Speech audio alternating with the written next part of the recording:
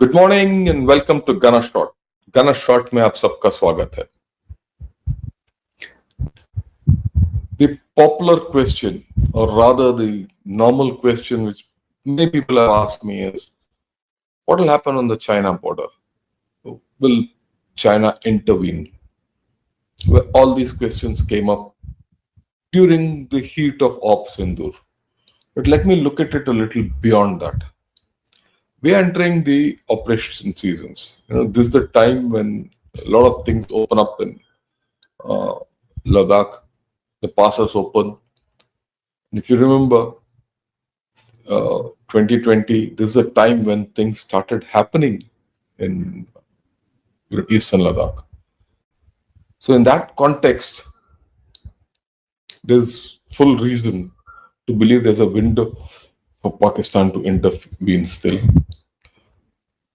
So far, whatever you call it, peace, ceasefire, truce, it's all fragile.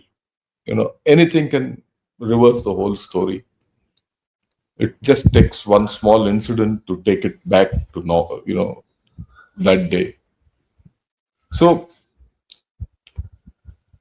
it's in that context I thought, let me analyze as to whether the PLA can intervene, whether they can make use of the fact that, look, India is busy with Pakistan, let me do something. That's a very, logical question with everyone's mind. So I thought, let me address a few issues. There's no definitive answer to this, but there are some issues in this, which I thought, let me put across to everyone. At the outset, I must also say I still don't have internet where I am, where I am. I am coming on personal hotspot. So if there is a bit of a problem in getting this through to you, just bear with it. If the outputs are not great, sorry. By evening, I think I should be in good space. Right. The first thing, let me talk of seasons. By next month, the monsoons will be here. The moment monsoons start happening in a month or so, the rivers in Punjab will be in spate, and then that actually calls off, though there are monsoons options and all that, it virtually calls off any great operations in Punjab. Of course, it doesn't stop air operations from going on. So there's a mismatch. And when monsoons happen in the northeast, the Chinese options also are out of the table. Chinese options are, in the northeast, October, November, December. That's too far away. Not Eastern Ladakh, the options open now for them to do anything. So I feel that, this is the time where things can happen. If things go southwards. So in this context, let me see. Let me put across a few of my thoughts. What is the history of intervention by China and Pakistan involving India? You will see that it's very minimal. 65, the Chinese didn't react. 71, we blocked them off. 71, when we went into Bangladesh, we blocked the North Sikkim or the Sikkim story completely. They couldn't do anything. In any case, they were not this. I don't think they were in a position to do anything at that time. But today they are in a better position. Okay.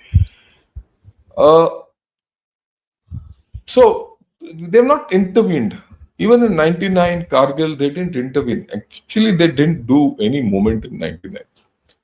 Let's look at the reverse. So the history is that whenever there's a problem with Pakistan, China has not intervened. In fact, if there is any history now, it's a new history. We'll talk of that a little later. The second flip of the story is that, has Pakistan helped China? Again, there's no evidence. 2020, when Eastern Ladakh intrusions happened, the Pakistani view was that why should we go and help them? They didn't help us. So that latent feeling will be there, right? But that is something which is a doubt in my own mind, because Pakistan might find it an opportunity to settle some of their accounts, and plus with Pakistan so dependent on China, they might do something to find favor with China. So these are the things, the dynamics which are there. But let's get to the current situation. What happened in Op Sindoor? I wouldn't say the evidence, but the strong indications are that there is part combat support was there of China in Pakistan. The Chinese were manning or helping Pakistanis to man their systems. I understand that on the first day after we attacked Lahore, and in fact, not the first day, the second day, when we attacked their air defense systems, that was when the Chinese quit. They said, look, if anything happens in Chinese involvement in Pakistan's EW capability, EAO are there, then they'll be in the line of fire diplomatically. So they quit. But the flip side is, I won't say flip side, so that's part combat support. Physically, troops might not be there, but they were in some thing there. There's no movement anywhere else. No mobilization, no air activity, nothing which has been reported. There would be some, but not much. That won't be local. Okay. ISR support, intelligence, surveillance, reconnaissance. Complete dependence of Pakistan on China. Their Bedu links, uplinks, which we hit, and we decapacitated them, I think was a masterpiece. But the flip thing is that, look, they were there. Full logistic support was given. China would have given them all kinds of logistic support through Gwadar and all that. And if need, in fact, boron, they would have got ready-made boron, and which got transported, to Pakistan to arrest that nuclear leak. So logistic support was there, and you must expect it. Narrative support is 200%. If you read the Chinese media, it appears as if Pakistan. It's not Pakistan who won the war, but China which has won the war for many reasons, and we'll talk of it. And their internal media, their international media is awash with the fact that Chinese technology has won the war for Pakistan. India has been beaten, and the Western technology has been overtaken, and China has come of age. Chinese weapons have come of age, and things like that. So that's a huge thing which is going on. Okay, that's the issue which you have to understand, right? And this won't. Why is all this happening? I have a different take on it. Is it only support to Pakistan, or is it something more? That's my view. And this is it. I thought over it, and I thought this is the thing. In countries like Pakistan and China, narratives are not for international support alone or international audience alone. They are meant for internal purposes. If, just think, unless China proves to its people that, look, we are on the top of the thing, our weapons are good, we know how to take care of China. If the doubts come in, then the regime survival is at stake. And that's true even for Pakistan. That if anything comes out of this whole story, that Pakistan army was found incapable, right? Then there's a question on the Pakistan army. That they can't allow. That's for Pakistan, but equally for China. So they have to tout Chinese victory. Why? Whether they go into Taiwan or not, it doesn't matter. It's the same J10Cs which will go there, same JF-15s 17s will go there, same HQ-9 will be utilized there, same PL-15 missiles will be used there. So if they seem to be, failing, how will they say we'll go to Taiwan? That whole Taiwan story is unstuck as far as I'm concerned, but their narratives will make it run faster. But they themselves know what the problem are. Okay. So that's why I said China and CCP cannot afford to fail. If they fail, they fall. China falls. The People Republic of China will fall. So those narratives will come even more stronger. Then it has to be proven China's technology is the best. After all, one of China's pillars of survival, and today, whether it's economy or wherever, technology, China's high tech, new productivity forces, all that. So that is important. That can't be diluted. China must be seen to be with its friends. Otherwise, it's internationally wool bother. So it has to stand by Pakistan, come hell or high water. It will never go against Pakistan. And Pakistan is their best friend. CP is the flagship of BRI. So then there's the issue. China cannot allow Pakistan to fall. That has deep interest in Pakistan. Whether it's in Gilgit-Baltistan or Gwadar or in other CPC areas, in dams and all that. One of the reasons why China is coming out so much in support is this. Tomorrow, like our Prime Minister said, we'll talk only of POK. POK is not just what is across Jammu. POK is also Gilgit-Baltistan. What happens there? What happens to Shaksgam Valley? I mean, you have to understand, as per the original treaty of, I won't say the understanding where Pakistan ceded Shaksgam Valley to China, one of the clauses in that is the ultimate ownership of Shaksgam Valley will be decided between the nations, or between the parties, not nations, between the parties who will ultimately get Kashmir. When the Kashmir issue is resolved, this whole story has to be realigned. The hope was that Pakistan will never give away Kashmir and Kashmir will be theirs. So then the deal is only between Pakistan and China, and then Shaksgam Valley is permanently Chinese, at least on paper. Okay, it is, but that is at risk if something happens to Pakistan. If tomorrow, like our Prime Minister said, we'll talk of POK, and there's something happens in POK and we get POK, then what? Shaksgam Valley is at risk. So deep interests of China are at risk here. So China has to support Pakistan. And then, of course, USA and India must be destroyed at any cost, in any sphere, not physical, mental, financially, everything. And after this whole story, I'm sure that all of us are very clear that, look, China is your enemy number one. Your trading with them has to be very, very, very calibrated.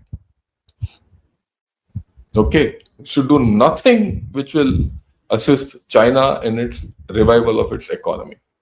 Please understand all these facts which I'm trying to bring out. Okay, there's certain things which people must understand. That is, when it comes to war, it's not the economy stupid.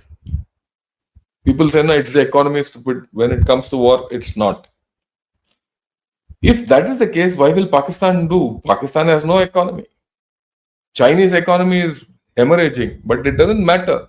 When it comes to thing, there are a lot of things, national pride, territory, everything is at stake. Image is at stake. And economic revival can start with victory in war. That's historical. Why won't China think so? China thought so in 2020 that give India a knock to revive its own economy. Pakistan also will fancy that. If India has a reversal, Pakistan will go to the world. Come to us. Why go to India? And the Western lot might go. Remember this. So these are the issues which we have to bear in mind when we talk of PLA or China, whether they'll intervene or not. But having said all this, let's see what PLA can actually do. Right? Can PLA really attack us? Is it in a position to attack us? What is the level of attack? That is something which we need to understand.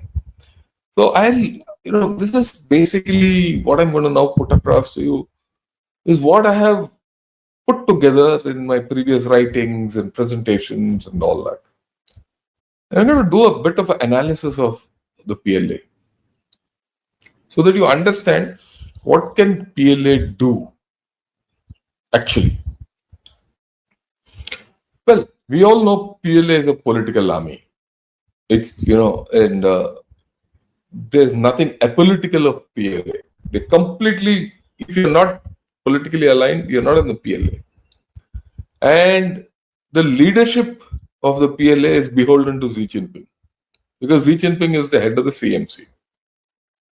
Right? Xi Jinping is very resolute to ensure that the party controls the gun.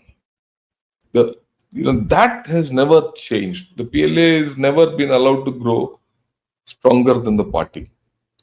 Why? There's a symbiotic relationship between them. In the hierarchy in China, the PLA is just next to the Politburo, or the highest body of the Chinese Communist Party, right from beginning. And the PLA had a role in the Politburo for a long time. It's only off late that Xi Jinping has been trying to get people of the PLA politically out of the thing. But the CMC holds sway still, very powerful. This goes back to the revolutionary days. Okay, when it was the PLA which propped the party up. Otherwise, the party would have fallen. But in any case, that's gone. Xi Jinping today controls the party. And I always felt and said, being a political arm of the CCP, or the militarized arm of the CCP, whenever you do anything with the PLA, look at the political angle. If you don't look at the political angle, you miss the bus. So what's the political angle in this? That's why I said, if China has to intervene, there has to be a political angle. There could be many political objectives, but the political angle, one major thing is China can't lose. China can't be seen to be losing in any occasion.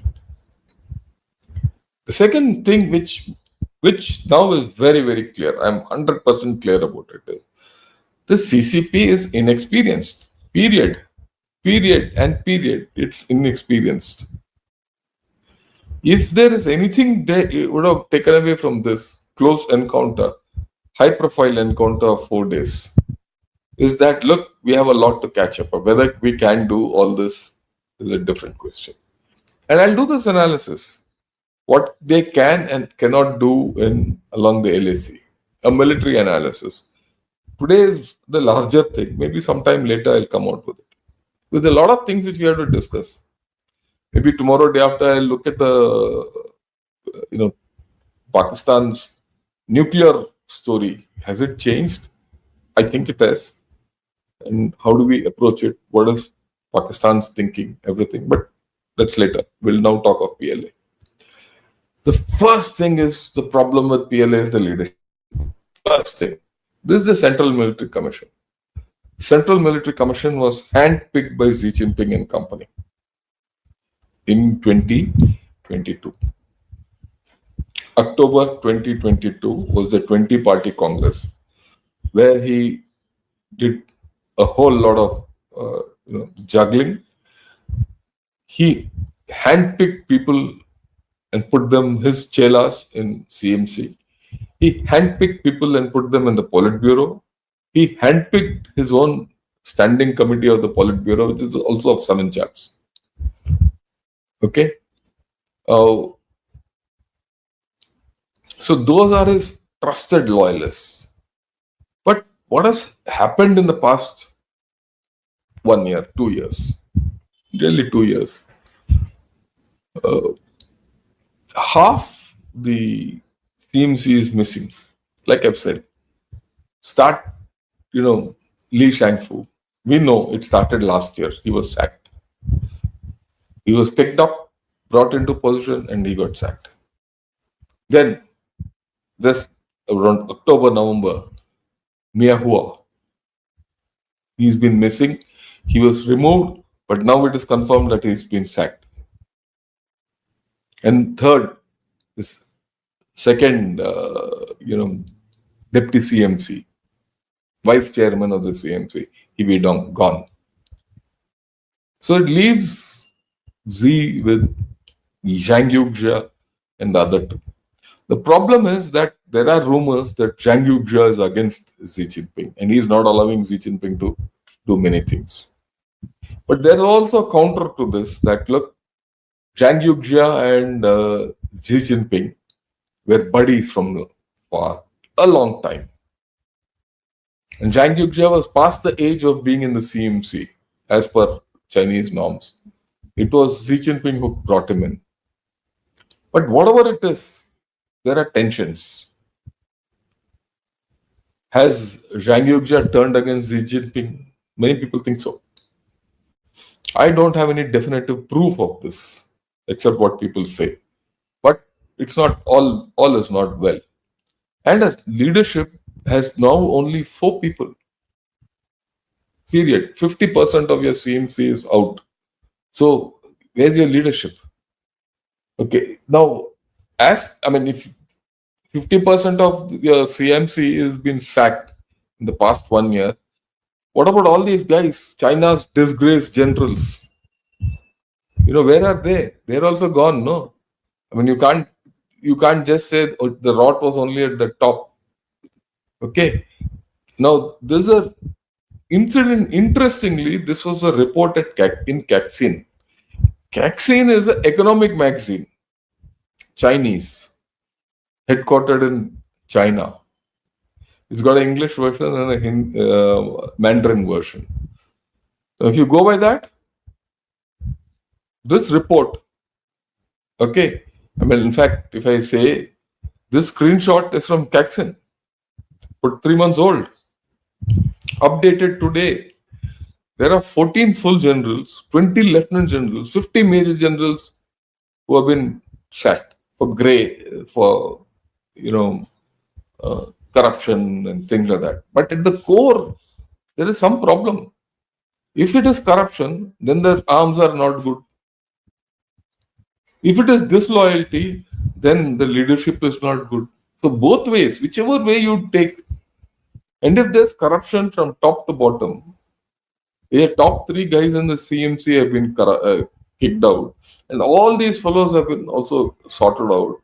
Then there's huge corruption down the line. If there's so much corruption, this is my view. Any commander in the army who's corrupt, you find that he has a problem.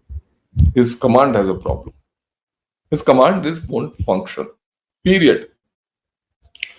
Okay. So it also Li Shangfu and Bi Fangyi, past 2 defense ministers have been sacked. What's more important? Today's defense minister is not part of the CMC. So I think there's a lot of questions about PLA leadership. Can the leadership deliver in war? This has been a traditional problem with China, and right. And Xi Jinping has always spoken of 5 incapables. And one of the incapables he's spoken of is, can leadership can lead the PLA in war, in a modern war. And any war with India is going to be modern. Let's be very clear about that. And then there's this map which keeps propping up of 5 commands, which they have theater commands. So Xi Jinping ordered, rather switched the whole thing into 5 theater commands. Along with that, he created, 4 major services. Yeah, what? If you view it from far, it's all great. But in the past 10 years, China has gone through a churn, huge churn. Okay. And till 2 years back, these 4 major services which I have shown here is the PLA, Army, Navy, Air Force, and the Rocket Force, PLARF. There are 5 services today, 4 services today. But till last year, there were 5 services. Strategic Support Force. The Strategic Support Force has been split into Aerospace Force, Cyberspace Force, and Information and Propaganda Force. It was split. Together, it was very strong. I thought it was one of the strongest forces of China, but it's not there anymore. He's broken them up. Xi Jinping has broken them and downgraded them and brought them under his control. The political control is important in China. The political angle is always important. People went gaga because what came out was that Information Support Force and that's come in and it makes PLA stronger and all. That is the propaganda. The actual thing is he broke up the Strategic Support Force. Why? Because the Strategic Support Force commander, right? The Strategic Support Force commander had a lot of information which would have affected Xi Jinping and company. Hence, this whole story. So you have to understand what is happening in China to know their capability. So if organization keeps changing every 2 years, 3 years, major changes at the top, there'll be changes down below also. If change is so frequent, and you're not fought war, it's not, and this change is not driven by operations. It's not an operational change, it's a political change. Then the question which comes up is the PLA organized for war? And the answer is, I don't think so. Then it's a single child conscript army. This PLA soldiers are not the PLA of the of the Mao time when they could. It didn't matter them, when how many people got killed. I used to hear human wave theory that hordes of people will come and attack you. This was there in the Korean War also. The Koreans, rather the US forces, kept killing Chinese. Chinese kept dying, but yet the Chinese kept coming.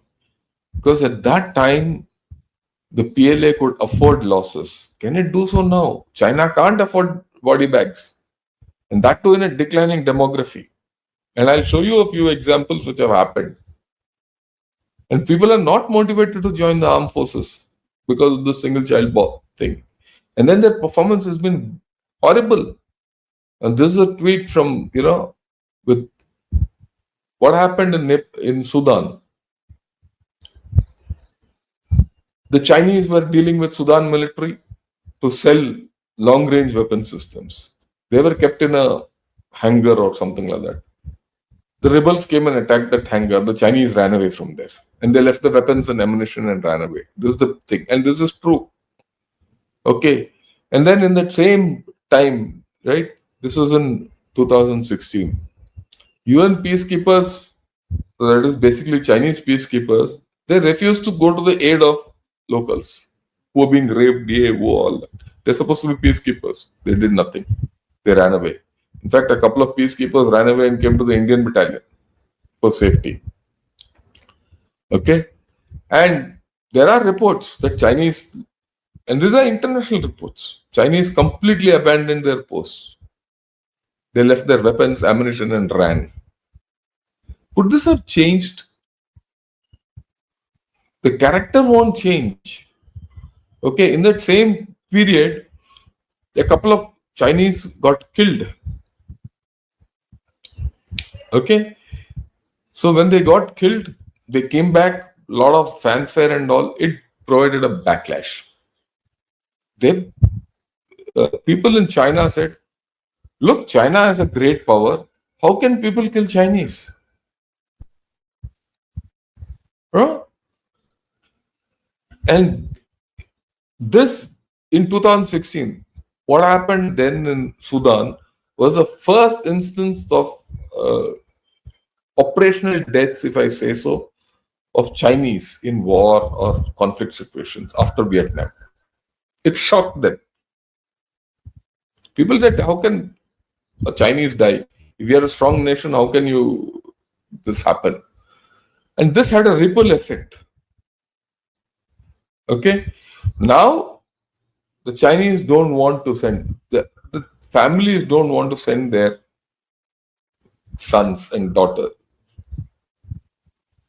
to the army. That's a problem. That's a genuine problem.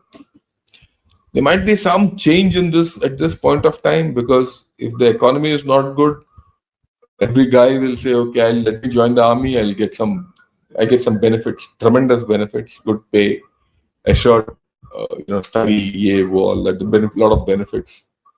So I might, but fundamentally, they're unwilling because they're all single child. If that fellow dies, what happens to the rest of the family? So people are not willing. So these are the problems and weaknesses of the PLA. Then, of course, there's a huge issue. They've not been in combat. They don't know what operations are. It's nice to say new type of production and new technology, but does it translate to battle? I've always felt that the best technology is that technology which wins wars. It doesn't matter whether it's high tech or low tech. If the technology wins you wars, you're good. Technology of the 60s, 70s, 80s, air defense systems has won this round with Pakistan. Best technology. And you don't need the latest equipment to win a war. You need the best troops to win a war. You need the best system which can integrate things to win a war. Okay. And you need good training. When you don't know what war is, how will you train? What are you training on? China has this huge problem. I mean, this is an international view which I flashed, but I'm telling you off the cuff. So, how do I train if I don't know what fighting is all about? And if you see the kind of fighting which is being taken place is completely different from what happened earlier. So, how do you train for it? I'll talk of it a little later, but the space for battle between nuclear powers is decreasing, or rather, there is a space for battle. If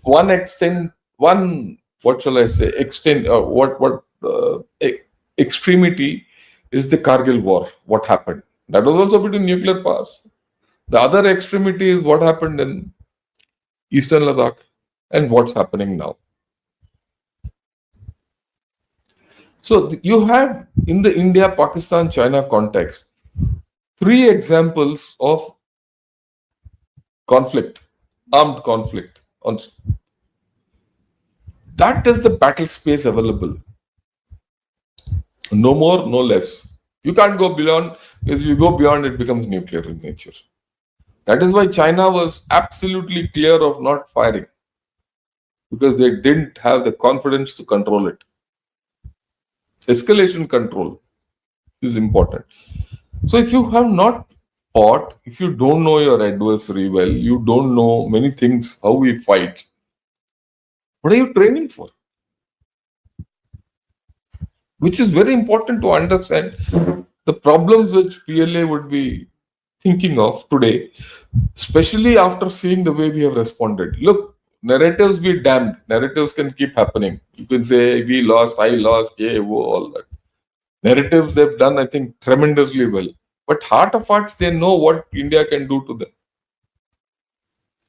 They're not trained for all this. Will they venture into a war? That's a question. Then this is a view which I found, I thought was very interesting. This from either Rand or Carnegie, I don't remember. But when I was going through my writings, I found this. So I thought, let me share it with you. What is it?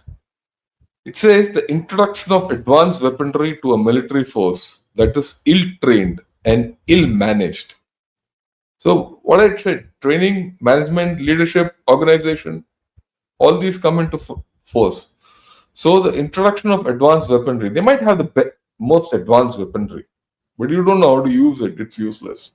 The military force that is ill-trained and ill-managed might not result in a PLA that can achieve the party's strategic objectives. Okay. The PLA can't do that. What is the strategic objective with India? Can it achieve that? If you can't achieve the political objective against India, you lost it.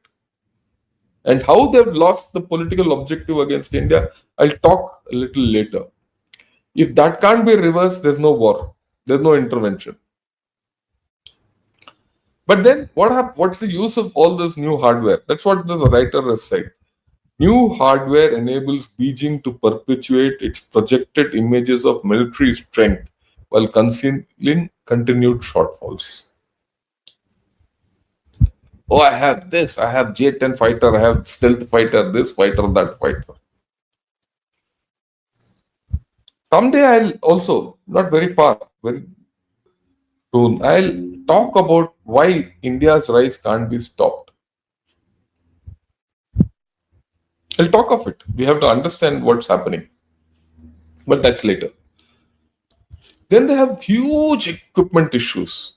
I mean, today, every Indian is convinced that the Chinese equipment is faulty. I'm sure every Pakistani is also convinced, and so is China's. On the lighter note, more than us, they are convinced that यार ये हमने क्या लिया है? Right? That equipment failed. PL-15 whole missile you see when lying on ground with us. You see, their HQ-9 air defense systems shot completely. Their navigation links were disrupted, all disruptible.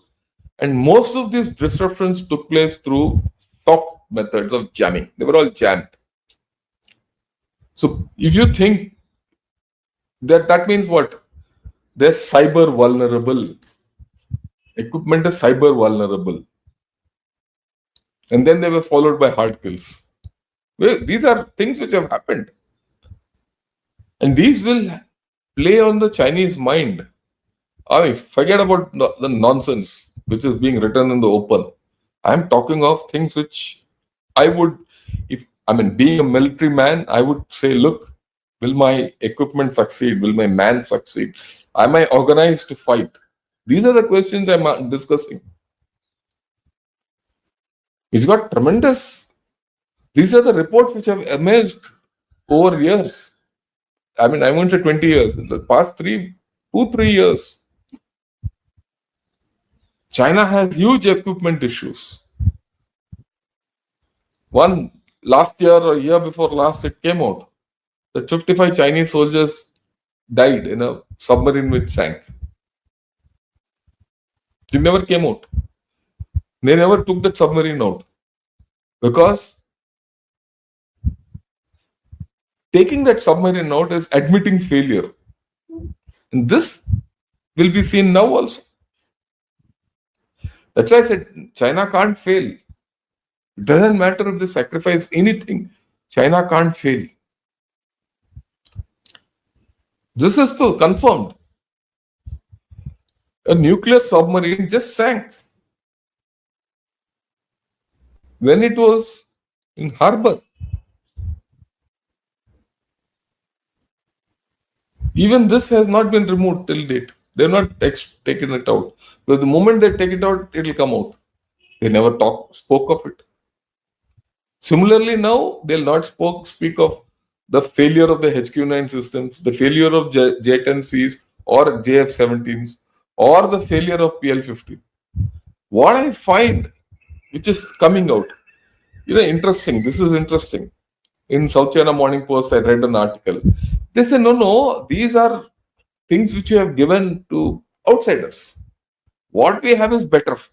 What we have, we don't give to outsiders. Okay.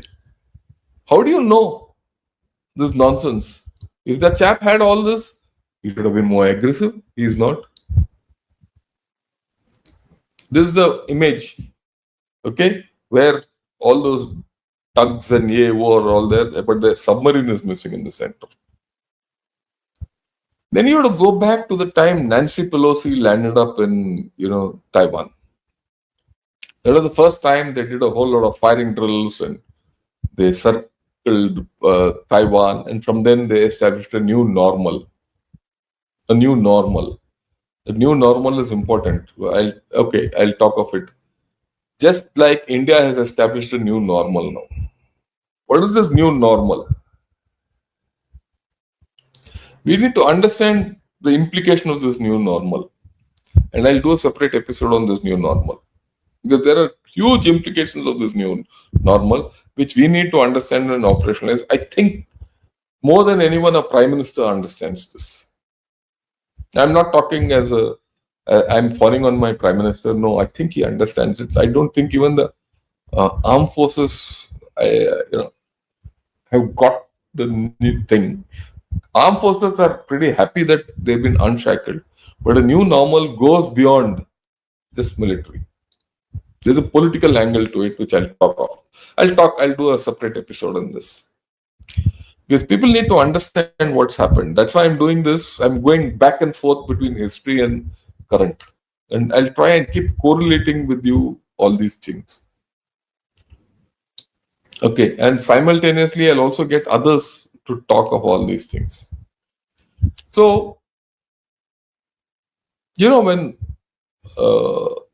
Nancy Pelosi landed up in Taiwan, the Chinese fired from 3 places and into 3 zones. Okay. Now, the missiles were not accurate. They were not accurate. And that came into focus. And it was at that time Zhang Yugjia was appointed in CMC. And I remember I was in USA those days when all this happened. And I have done programs on this Nancy Pelosi thing. They're not in gunner shot because by then I didn't have gunner shot. It was only in 23 March that I started gunner shot. All this story, Nancy Pelosi and all happened before that.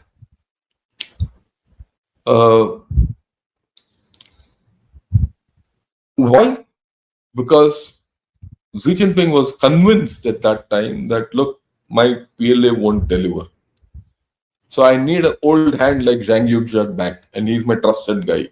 The fact that Zhang Yugjia might have turned against Xi Jinping is a different story altogether. So there are, back and forth on this. Now, the moment all this happened, the moment this firing took place of actual missile, some of these missiles went over Japanese islands. See, the thing is, Japan, this is Taiwan, very near in a place called Yanaguni, which is just about 100 kilometers away from, Taiwan, is Yanaguni. Yanaguni is a Japanese island, manned by Japanese. And some of these missiles landed, like this is a strike where it landed. These are part of the Senkakus. Okay. This is where it landed. It landed pretty close, 30, 40, and it landed in Japan's EEZ, not even EEZ, I think territorial waters or something like that. I mean, one doesn't know. The Japanese got upset, and they at that time lodged a formal complaint, and not only lodged a formal complaint, they deployed their AD there. This was in Jan 23. I remember this story well. I had to go back and pick this out and put all these together to talk. This thing I've been thinking as to what all the outflow is. Internally, the Chinese were clear they had botched it up. And they probably committed inquiries, and a lot of sackings are related to this. But the effect was what? That they didn't have a good missile system. This was a one-sided affair. They just had to fire. They fired 11 missiles, and the 11 missiles didn't go where they're supposed to go. What will they do elsewhere?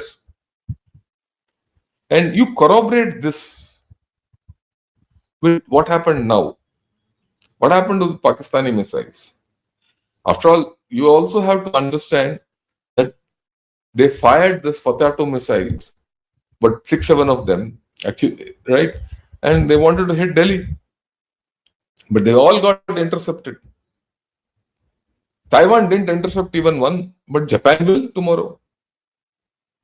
And if Taiwan has some sense, what will they do? They will pick up everything from India and all the ideas from India and implement them. The moment that happens, what happens to China's big talk? Zero. And this is serious.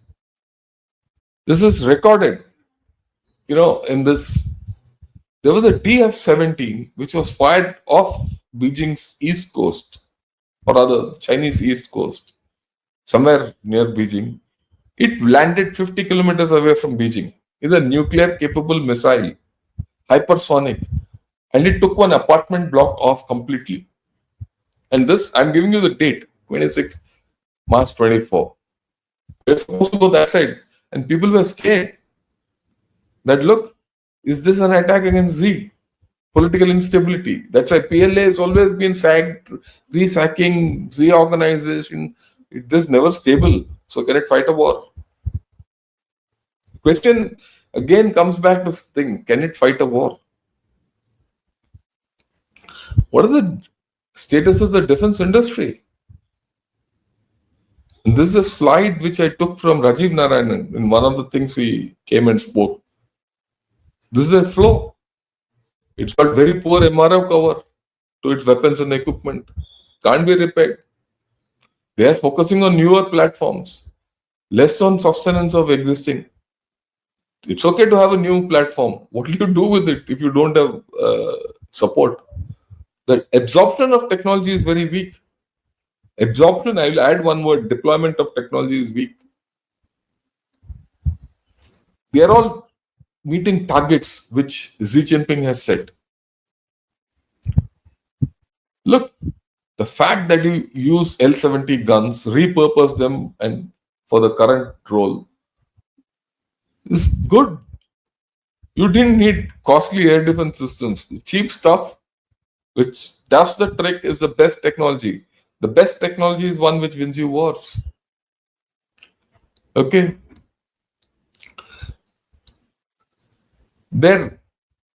Another thing, their Shandong carrier, number 2 carrier, within 8 months went back to base for repairs. And in fact, there's rumors there's some crack on the runway.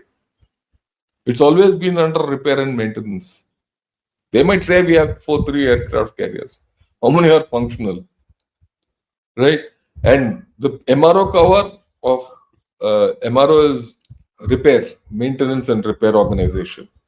To those equipment which has been given abroad is very poor. Now we'll see what will happen in Pakistan. Will Pakistan be able to recover all what they've lost?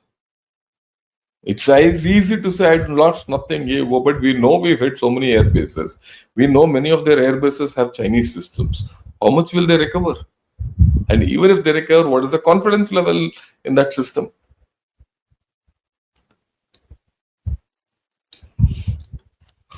And this, I think, is the most important slide which I'm going to discuss. You have to understand. There are 3 discourses on India which are there for a long. There's a rationalist discourse of teach India a lesson. or rather a hyper-nationalist school which says, teach India a lesson. There's a rationalist school which believes relations with India are second only to the USA. Okay? You need to bide time while continuously maintaining pressure and seeking bilateral cooperation. Let us lean on the LAC. There's a third school which says if China wants to deal with the US challenge, then it has to solve its problem with the secondary challenge. That is the Indian front. Let resolve India. If it doesn't resolve India and if India is neglected, China will be in a two-front situation. Okay, now let me correlate it to what China has actually done. First, when they came in 2020, they had this teach India a lesson. Oh, we'll teach India a lesson. So many of them in so many, YouTube channels and all, they're there. Oh, we will teach India a lesson. We'll sort them out. We are a better economy. We are better organized. Yeah, all that. It didn't happen. The moment Kailash Range happened, within a matter of 3-4 months, they switched. There were no more talk of teach India a lesson. Then the rationalist school came up. We'll bide time. We'll prolong things. We'll lean on the LAC.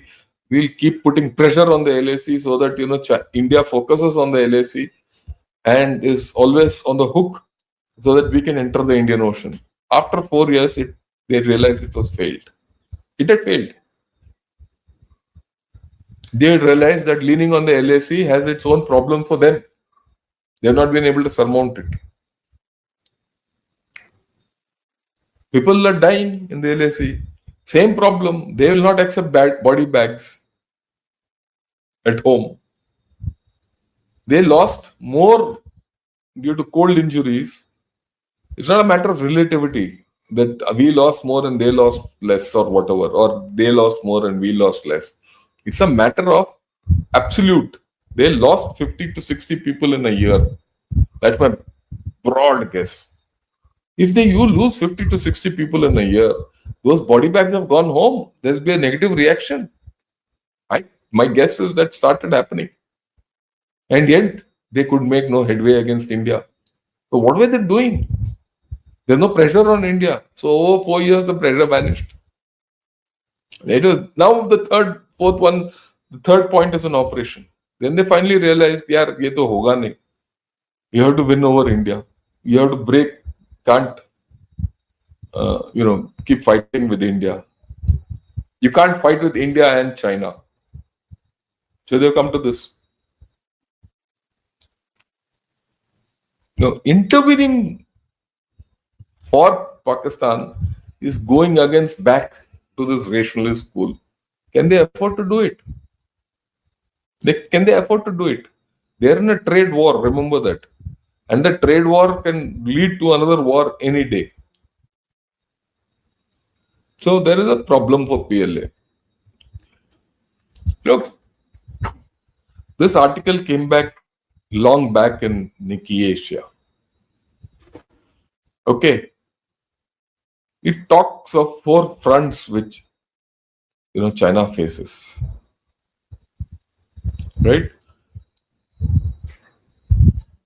You forget about what I've written in red and green and all that. Look at this.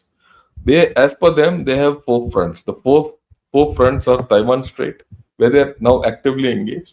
The Korean Peninsula, which has come up in myriad ways. It is an unseen problem of the Korean Peninsula, which one day I'll talk of. I've not been able to talk, but maybe this week I'll talk early morning. It'll be a short episode, but worth listening to. That's the SOS, Save Our Souls type. The last resort. That's the most dangerous problem they have. It's not India. India is 4,000 kilometers away. It doesn't matter them. India's power projection. Korea, whatever happens in Korea affects Beijing directly. It is like having a heart attack. People don't understand this. then South China Sea and Asia Pacific, and they're stuck in Philippines. Every day there's a conflict happening. And of course, India, Tibet. They are worried that, look, if I get stuck in any one of these, when involved with India, I'm finished. They call it the chain reaction warfare in China. Will I like to get involved in chain reaction warfare? What is chain reaction warfare? Warfare or war with one leading to another. People have to understand China can't come like that. If it comes, you have to know how to handle it. You will not know how to handle it unless you think through this and you don't understand their political game. The political game is what you have to understand. Pakistan is not their political game. That game through Pakistan is through Pakistan. Let Pakistan, whatever happens, happens. Assist them to do, why? For Pakistan, a stalemate is a victory. That's what Pakistan is paying out. Pakistan is painting a stalemate against India. A stalemate against India is victory for Pakistan and defeat for India. That is the narrative which is being played out. And China is happy with that. Rather than coming and getting stuck with us. And then, of course, the new reality which has come out is PLA Air Force has limited, airfields. These are, and all of them except Hotan and Hotan basically, are at 4,000 plus meters. See, these are the things. Look at this. Okay. Now, these don't come into action. It is these. Knock one of them off. You just have two to three to knock off. You knocked off 11 of them. Here, there's so many are given. These are not. This is the one. Okay. And Kashgar. This is Gary. The one opposite Eastern Ladakh. I'm forgetting its name. Nagari. That's why it's called GAR. Nagari. So they have actually Kashgar, Nagari, Shannon, which is Shegatse, right? Then Lhasa, Gonkarla, and Yangtze. Against this, you have so many air. You just saw any airfield right up till Bareilly, everything, Lucknow, all this will be hitting one. You need to take out one. So the air differential has come in today. Maybe one of these days I'll talk about it in detail. So will they attempt anything? I don't think so. Right? So this is the large thing which I thought I'll put across to all of you. All right? That while we can talk of PLA trying to intervene, I don't visualize PLA intervening. Because the cost which PLA has to pay to intervene in this kind of a scenario is pretty low. I mean, I wouldn't say cost is low. The cost is very high. Will they attempt it? Is the $1 million question. Right? They might do some movement, but even that they have not done. If Op Sindoor escalates, because you're in a pause, you're in a tactical pause. If it escalates, then they might be forced to do something. But if they are forced to do something, then they have to see what will happen in Taiwan, what will happen in South China Sea. They're engaged. And what can we do there? That's where a lot of things come in. And this logic which I have put across is not only for the short-term period, but this is also for the long-term period. And then there is this change which I keep talking of. The Indian infrastructure has changed. It has changed enough to make them, uncomfortable. The equations on the LAC have changed. That is something which we have to understand. That is why China, which does all indirect thing, will be more happy to come via Pakistan. And hence, we have to take care of Pakistan more than China today. Today, at least for the next 2-3 years. Sort out Pakistan and you've sorted out China. But then these are different views. This is the way I look at it. Things, I think, after this has changed. And if we think that Pakistan has gone down, I don't think so. Their army is still intact. Many things are intact. All those air bases would be up. There are a lot of issues, but to count them out is not correct. It would be stupid of us. So we'll keep talking of this because we are in a live situation. And I'll expose you to various ways of thinking. Thanks a lot. I'll take some questions. And incidentally, Claus is also conducting a whole lot of events, like one which you saw yesterday. So those also will be streamed through Gunnershot so that you get a view of a wider section of military intellect and military and strategic intellect. Okay, so don't respond as if it's my thing. Do join. You can also join Claus. You must also join Claus. Channel, Strategic Frontiers channel. You can continue with my channel. Both you can watch. You must, because we are the same. And that Strategic Frontiers does its own programs. I will do my own programs. General Dushyant Singh and I, and you, so that you have more volume and more material. As simple as that. Right, now I'll take some questions. Says, have subscribed to both. Great thing. I think many should follow this. I'll take all the start questions.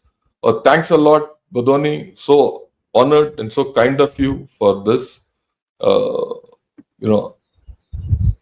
Super sticker. Then Suresh Kapoor, welcome to Gunnershot. But we need China to counter US influence on the world. I don't think so. We need China in a different context. In fact, USA needs us. And this is a new thing, considering what has happened and the way Trump has spoken and the way others have responded. The changed dynamics of USA, India, Russia, and China, we'll discuss. We'll discuss separately. I take your point to some extent, but we'll discuss it. Ramesh, welcome as a member. Sandeep, also welcome as Supradeep Reddy Alamaru, welcome. Raghuram, also, right, welcome as a member. So I'll take a few questions now. Right. Sir, there was a research vehicle meddling in Malacca. Don't expect them not to do it. Hillary Clinton, in talk about Pahalgam, used the term Pak-occupied Kashmir. Your thoughts, do we have hope in the Democrats? I don't think so. I don't think we should have any hope in any follow. We should do what we want to do.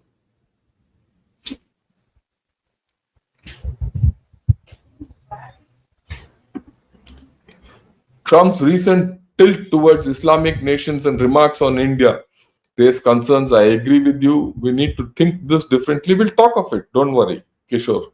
We'll talk of it separately. Yeah, I echo your views. PLA will use Pak to Bharat needle. Pak is the front. Yeah, not only tester equipment, for everything.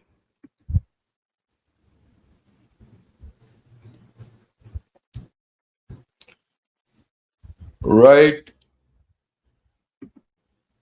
Do you think it's time for revolution in Indian military affairs with some big bang defense reforms and increased military budget? You don't need a revolution in military affairs. What you need is more budgeting, and then you'll see things happening. Because you put more budget, your Make in India will go up. The Make in India content will go up. The moment that happens, many things will change. Yeah, Jai Hind, Tamil Hindu, thanks a lot. If China invades India, China can't invade India. Don't ask such questions, please. I've explained to you why China can do what it can't do. So don't. How do you see India-Russia relationship playing out given? I think it's very important. Our Prime Minister's trip to Russia, or rather the Russian president's trip to India, is of great importance, which is going to happen, right? Uh, can China work on religious divisions in India? Yes, of course. China and Pakistan can do that. That's one of our fault lines, which we have to take care of.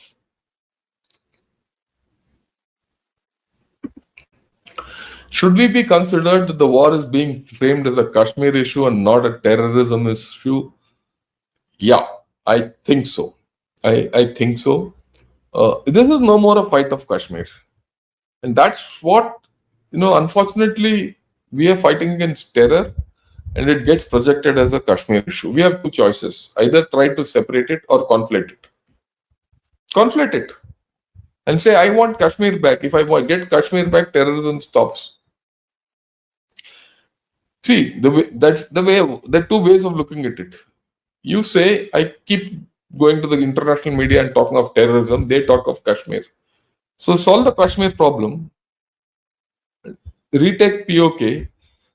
Then it's only terror left. So it's a way. Whether India can do it or not, I think still we are in the zone.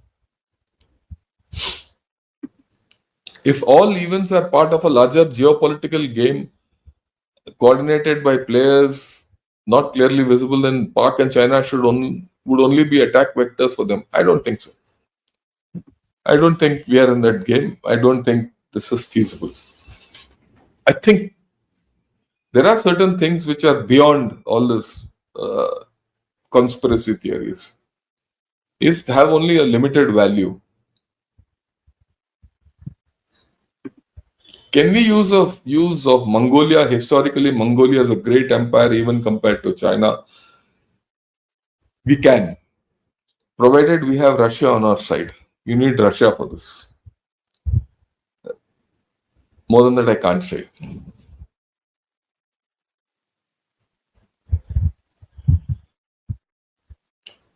Yeah, isn't it a very old playbook of all statecraft? Create an external bogey threat that has to be vanquished for the local people to be kept safe from them. Used over and over again. Yeah, that's what Pakistan is doing. That is what China is doing.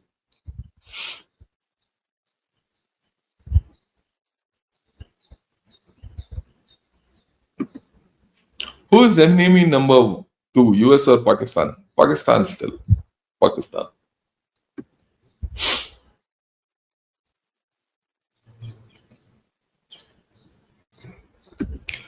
Isn't it great our Indian systems have shown raw provenness and show the world our battle worthiness? It's all fine, but we shouldn't gloat about it. That should give you confidence and you shouldn't sit on your, backside.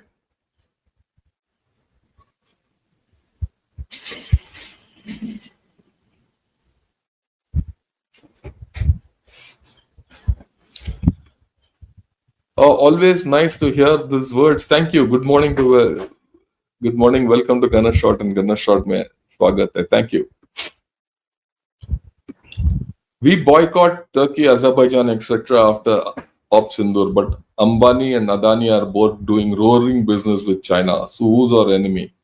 Yeah, you've given a big answer on your own, right? So I think we need to rethink this business story.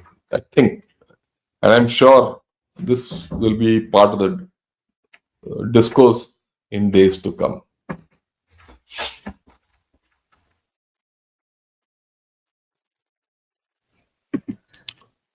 Is Sir the Guanchi is full of rich people or is it dynastic political families in India?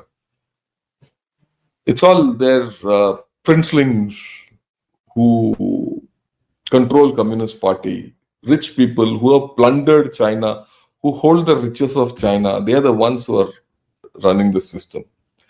The average man in China is getting poorer.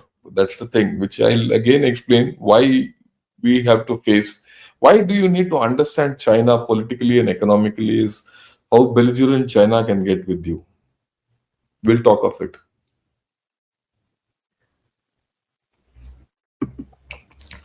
Can we address whether or not Chinese jets are actually good? I only ask because of the amount of press coverage it is given. Like all other Chinese equipment has been proven ineffective. Even this will be ineffective. I have no doubt about it. They are not released. You see, we've lost the narrative war. The narrative is something which we have not won. So, well, that's part of the game. What is the priority to China, India, or Taiwan? To China, India, or Taiwan? I think they are stuck with all.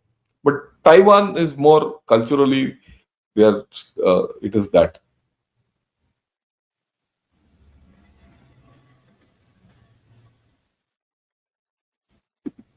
Why would the French spread the narrative that Rafale were shot down? It doesn't make sense. France 24. Are the Chinese paying them? Does that mean the French intelligence failed? France is a left leaning nation traditionally. So there is a whole lot of communists in France, and they would have been invaded by the Chinese. So it's come out as simple as that.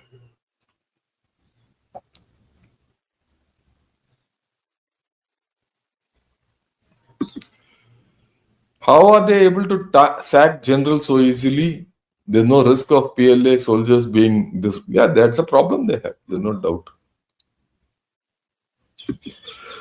Seeing the Chinese equipment not working properly makes me confident if anything happens between them and us. Yeah, I think so. Okay.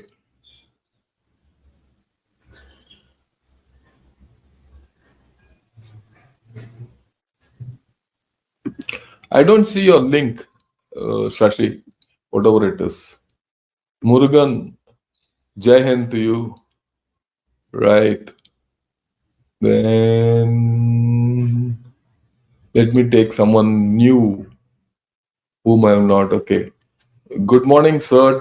Talking from experience, ITBP, the infra has come up and the building up capabilities of the yellow land is unmatched.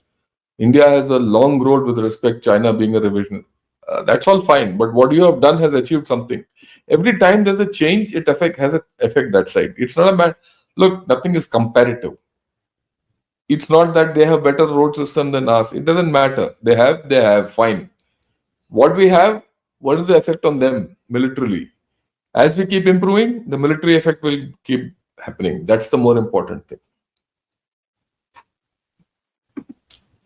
I don't think the Chinese will intervene immediately. I also don't think so.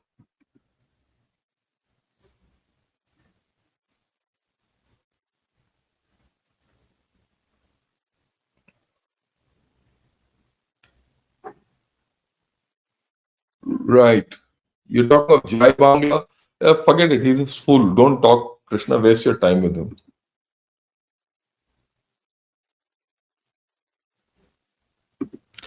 Yeah, my views as a layman, I feel if veterans do podcasts like things on national TV, more citizens will go towards nationalism and leave this fairy tale of everything is easy going in life. I agree with you. That's why I started my channel. But of course, I don't want to go to national TV for other reasons. You have to give time to them. I give time to this my podcast at my whenever I want. That's the thing.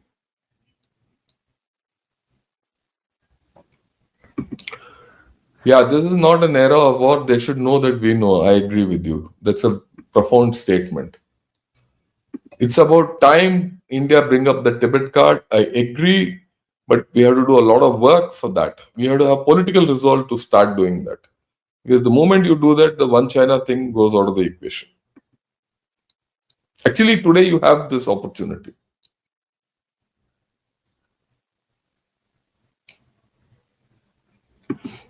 The PLA must be rattled seeing 11 Pak air bases, radars, AD being knocked off. That reset their very important.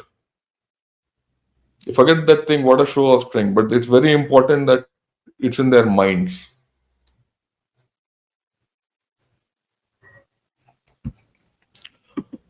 Yeah, excellent analysis. Thanks a lot. But more importantly, I'd request those of you who are seeing this for the first time to join Gunner Shot. Also, press the thumb button, like button. Okay, that's important for the algorithm of YouTube.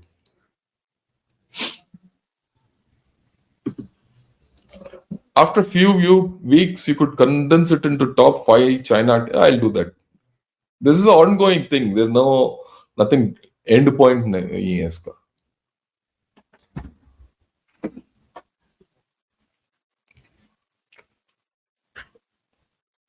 Okay, it's a game changer for recovery of. Yeah, I think it's a huge game changer. Right? Can China do a pager-like attack using mobile phones? Anyone can do it. It's a matter of how people are using those pagers and all. If you get into that mode, see, you can do this against paramilitary forces and all that, not for everyone. Militants ke saath, very good. Okay, Shashikant, thanks a lot for becoming a member. I live abroad, and most Western observers don't realize how united the nation is in backing our institutions, which is different from Pak China. I agree with you completely, Jayant. 100%. And thanks for your contribution. And when people like you, and I would recommend, invite your friends in the, your non-Indian friends to come and, watch channels like mine. And more, there are more. So that they understand that how we handle things.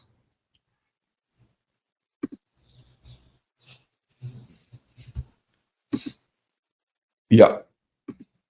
I think we have covered the whole lot. Thanks a lot. Join me in the evening. Today evening at about 5:30, I might come live with on Jaipur Dialogues, right? And about 8 o'clock, we have a panel discussion with Klaus. Not Klaus, we're doing it with Casa, my core WhatsApp group on which I'm a founder. So, 2 important events in the evening. Till then, thank you, morning, and have a great day.